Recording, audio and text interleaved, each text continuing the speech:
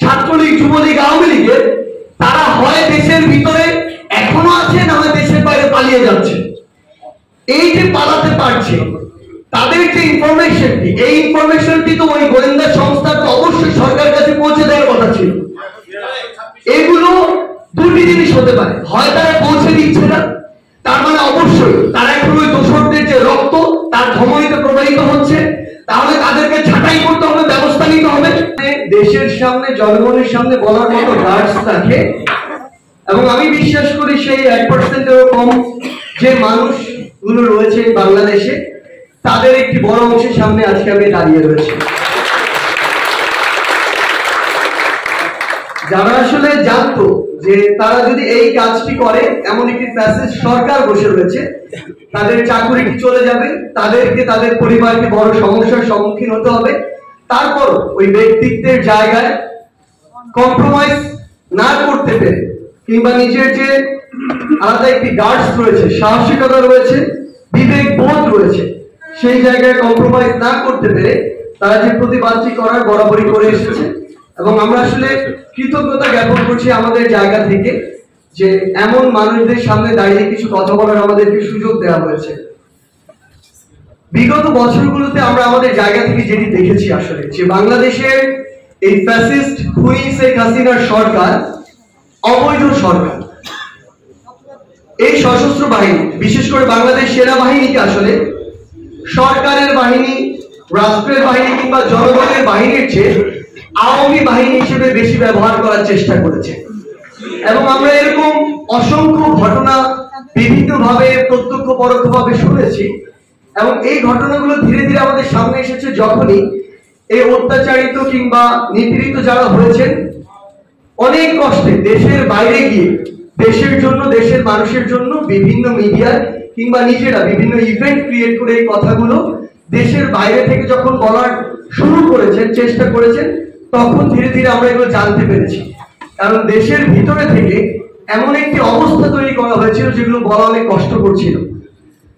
সেই জায়গা থেকে আমরা এমন অনেক উদাহরণ দেখেছি যে কোনো একটি জায়গায় কোনো একটি অপরাধ হচ্ছে, কোনো একজন জুনিয়র অফিসার সবেমাত্র জয়েন করেছেন, তাদের তো তখন সেই যে আলাদা একটি স্পিরিট, শপথ নেওয়ার স্পিরিট, আমরা আমাদের বন্ধুদের কাছে এই কথাগুলো শুনেছি যে শপথ নেওয়ার স্পিরিটের কথা বলি, কিংবা ওই যে রক্তের যে তেজ দেশের জন্য, দেশ মাতৃকার জন্য, সেটার সাথে তারা কম্প্রোমাইজ করতে বিন্দু মাত্র প্রস্তুত ছিলেন না। এবং যখন তাদেরকে এই সেনাবাহিনীর ভিতরে থাকা দুটি কয়েক যারা ওই ফ্যাসিস্টের দালাল ছিল, তারা একটি কমান্ড করে, যে কমান্ডটি দেশ, দেশের মানুষের জন্য ভালো নয়, বরং ব্যক্তি স্বার্থের জন্য, ওই কমান্ডটি যখন তারা মানেনি, তখন দেখা গিয়েছে বাংলাদেশ সেনাবাহিনীর পক্ষ থেকে যখন তাদের বিরুদ্ধে কোনো প্রমাণ পায়নি, ওই জাহাঙ্গীর কবির নানকরা কিংবা ওবায়দুল কাদেররা প্রধানমন্ত্রীর কার্যালয় থেকে বিভিন্ন ব্যবস্থা গ্রহণ করে তাদেরকে চাকরিচ্যুত করেছে। এই যে আওয়ামী একটি বাহিনী তৈরি করার যে অপচেষ্টা, এই অপচেষ্টা যেমন ওই আওয়ামী সন্ত্রাসীরা কেউ করেছে, আবার বাংলাদেশ সেনাবাহিনী থেকে শুরু করে সশস্ত্র বাহিনীর কতিপয় কিছু আওয়ামী দোসর এই কাজগুলোতে প্রত্যক্ষ এবং পরোক্ষভাবে সহযোগিতা করেছে। এখন প্রশ্ন হচ্ছে, আমরা আপনাদের হয়ে অন্তর্বর্তীকালীন সরকারকে আমাদের জায়গা থেকে, বৈষম্য বিরোধী ছাত্র আন্দোলন এই প্ল্যাটফর্মের জায়গা থেকে স্পষ্ট করে একটি কথা বলতে চাই। এই যে দোসররা ছিল, তাদেরকে যদি শুধুমাত্র চাকরিচ্যুত করার মাধ্যমে আজকের এই ঘটনাটি শেষ করে দেওয়া হয়, তাহলে আগামীতে যে ঘটনাটি হবে সেটি হচ্ছে যে অনেকে আবার কোন একটি ফ্যাসিস্টের দোসর হয়ে এমন কিছু ঘটনা করবে, যে ঘটনা হয়তো সে কয়েকশো কোটি টাকা ভাগিয়ে নিবে, অসংখ্য মানুষের জীবনহানি করবে, কিন্তু তার মাথায় এই চিন্তাটি কাজই করবে না যে এই কারণে যদি আমার শাস্তি শুধু এটি হয়, আমি চাকরি হারাবো আর কিছু না হয়, তাহলে আমি চাকরি হারাই, আমি তো কয়েকশো কোটি টাকা পেয়ে যাচ্ছি, দেশ এবং দেশের বাইরে পুনর্বাসন পেয়ে যাচ্ছি, তাহলে আমার চাকরি চলে গেলে সমস্যা কোথায়? সেই জায়গা থেকে আমরা আমাদের জায়গা থেকে স্পষ্ট করে অন্তর্বর্তীকালীন সরকারকে একটি কথা বলি, আপনারা আজকে অন্তর্বর্তীকালীন সরকারের প্রধান উপদেষ্টা কিংবা উপদেষ্টা হয়েছেন হাজার হাজার জীবনের রক্তের উপরে। আমার অসংখ্য ভাই বোন দিয়েছে, হাসপাতালে এখনো কাতরাচ্ছে, রক্তের দাগ এখনো শুকায় নাই, ওই যে সেলাইগুলো সেগুলো এখনো শুকায় নাই। আপনারা যদি এখন ওই গুরুত্বপূর্ণ জায়গাগুলোতে বসে সুশীলতা দেখান, সেটা দেখতে আমরা প্রস্তুত নই। আমাদের জায়গা থেকে স্পষ্ট বার্তা, যে কথাটি বলা হয়েছে, এই পুরো সিস্টেমটিকে আবার পচন ধরানোর জন্য ওই অল্প কিছু পচা মানুষই যথেষ্ট।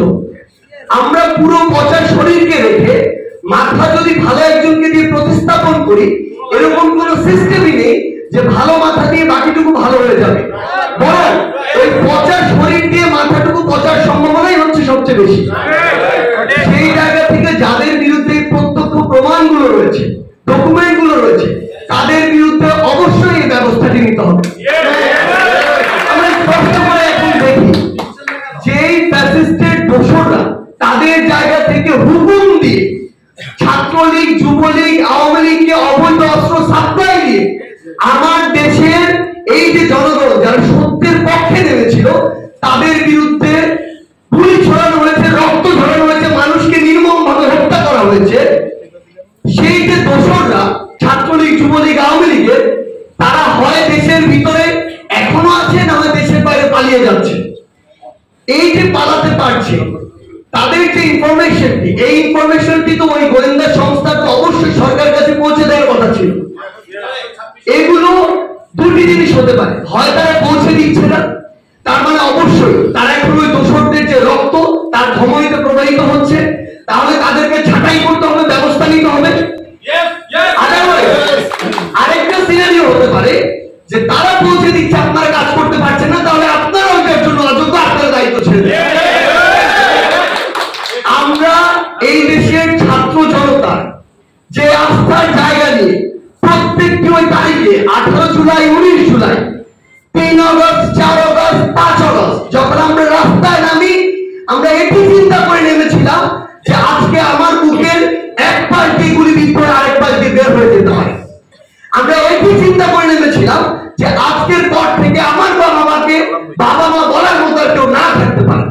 আমরা এটি মাথায় রেখে নেমেছিলাম, আমরা যদি আজকে এখানে শহীদ হয়ে যাই, আমার ফ্যামিলিকে বাকি জীবনে স্ট্রাগল করতে হতে পারে। এই যে ইমোশন, এই যে ত্যাগ, এই যে অবস্থায় আমরা নেমেছিলাম, আপনারা ওই গুরুত্বপূর্ণ জায়গাগুলোতে বসে আমাদের এত বড় পুরো বাংলাদেশের ছাত্র জনতার এই ত্যাগের সাথে এই যে বর্তমানে যে সুশীলতা দেখানো হচ্ছে, নিউট্রাল ভূমিকা দেখানো হচ্ছে, এটার সাথে আপনারা বিশ্বাসঘাতকতা করছেন। আমাদের জায়গা থেকে আরো কিছু স্পষ্ট বার্তা রয়েছে। আমরা আজকে অনেকে বলছি যে এই আওয়ামী লীগের অনেক এমপি মন্ত্রী, তাদের মধ্যে তো অনেক ভালো ছিল। স্পষ্ট একটি কথা হচ্ছে, এই আওয়ামী লীগের যে এমপি মন্ত্রীরা, এমপি মন্ত্রী হওয়ার পরে তাকে আপনি ভালো খারাপ দিয়ে জাজ করছেন, কিন্তু সে ওই এমপি হয়ে সংসদে গিয়ে 16 বছর যে ফ্যাসিস্ট আওয়ামী লীগের সংসদকে পরিচালিত করেছে, সেই কথা কেন আপনি বলছেন না? তাদের যদি ন্যূনতম ওই ব্যক্তিত্ব থাকতো, তাহলে তারা ভালোটাকে ভালো বলতো, খারাপটাকে খারাপ। অন্তত ওই খারাপের সাথে যুক্ত হয়ে ওই সংসদে গিয়ে এমপির আসনটিকে দুষ্কৃতিকারীদের মতো ওইভাবে অলঙ্কৃত করতো না। তাই যারা প্রত্যক্ষ এবং পরোক্ষভাবে ওই সরকারকে, ফ্যাসিস্ট আওয়ামী লীগকে সহযোগিতা করেছে, তাদের বিরুদ্ধে যে ব্যবস্থা নেওয়া, সেই ব্যবস্থা এই অন্তর্বর্তীকালীন সরকারকে তাদের সময় শেষ করতে হবে। যদি তারা এটি না করতে পারে, যেই রক্তের উপরে দাঁড়িয়ে তারা ওই আসনগুলোতে বসেছে, সেই রক্তের মর্যাদা তারা নিজেরা নষ্ট করছে। আমাদের জায়গা থেকে আমরা সকলে হয়তো জানি যে আমরা ডিবি কার্যালয়ে নাকি 6 দিন ছিলাম, কিন্তু আমরা অনেক ঘটনা এখনো বলার আমাদের সুযোগ হয়নি, সময় হয়নি। আমরা প্রত্যেকটি বলবো, আমি হাসপাত আমরা বলবো, আমাদের সাথে হাসিব ছিল, কিভাবে আমাদেরকে আমাদের বাড়ির নিচে এসে ডিজিএফআই আমাদের পরিবারকে, ডিজিএফআই এভাবে এসে আমাদেরকে বলছে, সায়েন্স ক্লাব আমি আর হাসপাত এক বাসায় ছিলাম, যে আপনারা যদি সরকারের পক্ষ থেকে মন্ত্রীরা আহ্বান জানিয়েছে, আপনারা যদি তাদের সাথে গিয়ে না বসেন, তাহলে আপনাদের কয়েকজনের জন্য ডিজিএফআই প্রতিষ্ঠানটির আমরা সুনামধন্য হতে দিব না। তারা আমাদের বাসার নিচে এসে দাঁড়িয়েছে, গাড়ি নিয়ে বলে জানালা খুলে দেখেন, আপনারা যদি নিজেরা না নেমে আসেন, সহযোগিতা না করেন, আমরা আপনাদের বাসায় যাব। এই ক্ষেত্রে যদি আপনাদের পরিবার আপনাদের সাথে এই ঝামেলায় জড়িয়ে যান, তার জন্য আমরা দায়ভার নিব না। বাধ্য হয়ে আমাদেরকে বাসার নিচে আসতে হয়েছে। আমাদের স্পষ্ট মনে আছে, বৃহস্পতিবার 18 জুলাই আমাকে এবং হাসনাতকে যখন সেখান থেকে ডিজিএফআই নিয়ে যায়, তারা প্রথম দিন আমাদেরকে না বলে রাষ্ট্রীয় অতিথি ভবন পদ্মায় প্রথম দিন নিয়ে যায় এবং সেখানে ডিজিএফআই যে অফিসাররা ছিল, সকল অফিসার অন্তত 20 জন ছিল, even if DG of DGFI himself সেখানে উপস্থিত ছিল। তারা আমাদেরকে বাধ্য করতেছিল ওই মুহূর্তে যে আমরা যেন ওই 3 জন মন্ত্রী, তারা আরেক রুমের পাশে বসা ছিল, তাদের সাথে যেন আমরা কথা বলি। আমরা ওইদিন স্পষ্ট করে 18 জুলাই ওইদিন বলেছিলাম যে আমাদেরকে যদি ওই 3 জন মন্ত্রীর সামনে আপনার নিতে হয়, তাহলে যেটি হবে যে 3 জন মন্ত্রীর সামনে এটি প্রুফ হবে আপনারা আমাদেরকে জোর করে সেখানে নিয়ে যাচ্ছেন। আমরা সুস্থ অবস্থায় আমাদেরকে আপনি ওই 3 জন মন্ত্রীর সামনে দিতে পারবেন না। এবং ওই দিন পুরো টিম, বিজেপির অন্তত 20 জন অফিসার সেখানে ছিল, পুরো টিম তারা ওই জায়গায় আমাদেরকে নিয়ে যাওয়ার সর্বোচ্চ চেষ্টা করে, কিন্তু নিতে পারেনি। এরপরে তারা সেখান থেকে 18 জুলাই রাতে আমাদেরকে একটি সেফ হোমে নেয়, আমরা জানি না কোথায় তারা তাদের গাড়িতে করে নিয়েছিল। এবং 3 জন মন্ত্রী সেদিন সেখান থেকে আমাদের সাথে কথা না বলে, দেখা না করে তাদেরকে চলে যেতে বাধ্য হতে হয়। এবং পরের দিন 19 জুলাই, এই ঘটনাটি যদি আমি পুরো বর্ণনা বিস্তৃত বলি আমার অন্তত 1 ঘন্টা সময় লাগবে। আমি শুধু একটি সামারি বলছি যে পরের দিন 19 জুলাই ওই সেফ হোমে অন্তত 10টা আলাদা আলাদা টিম এসেছে আমাদেরকে বিভিন্নভাবে ইমোশনালি ফোর্সফুলি বাধ্য করার জন্য, যেন আমাদেরকে 3 জনের মন্ত্রীর কাছে নিয়ে যেতে পারে। এন্ড ফাইনালি সন্ধ্যার পরে যখন আবার ডিজিএফআই চিফ সহ তার পুরো টিম প্রায় 20 থেকে 30 জনের এসে এরপরে বিকালেতে সেখানে হাসিলকে আবার নিয়ে আসা হয়। তাদের কথা হচ্ছে, হয় আমাদের 3 জন 2 জন না থাকলে তাদের কোনো সমস্যা নেই, বাংলাদেশের আওয়ামী লীগের কোনো সমস্যা নেই, কিন্তু এই 2-3 জনের জন্য তারা তাদের ইনস্টিটিউশনের যে সম্মান সেটা ফ্যাসিস্ট আওয়ামী সরকারের কাছে নষ্ট হতে দিবে না, এই হচ্ছে তাদের ইন্টেনশন। এবং ফোর্সফুলি আমাদেরকে পদ্মায় নিয়ে যাওয়া হয়। আমরা আমাদেরকে স্পষ্ট করে বলেছিলাম যে আমাদেরকে যদি এখানে বসানোর চেষ্টা করা হয়, তাহলে এখান থেকে আমাদের লাশ বাইরে যাবে, আমরা বাইরে যাব না। এবং আমরা আমাদের জায়গা থেকে 2 জন মন্ত্রী বারবার বলার পরও আমরা আমাদের জায়গা থেকে তাদের সেখানে বসিনি পর্যন্ত। এবং আমরা নিজেরা যে দাবিগুলো ঠিক করেছিলাম সেই কাগজটি দিয়ে আমরা যখন বের হয়ে আসি, এখানে কিছু মিডিয়ার ভাই, আমি জানি তারা এখানে আছেন কিনা,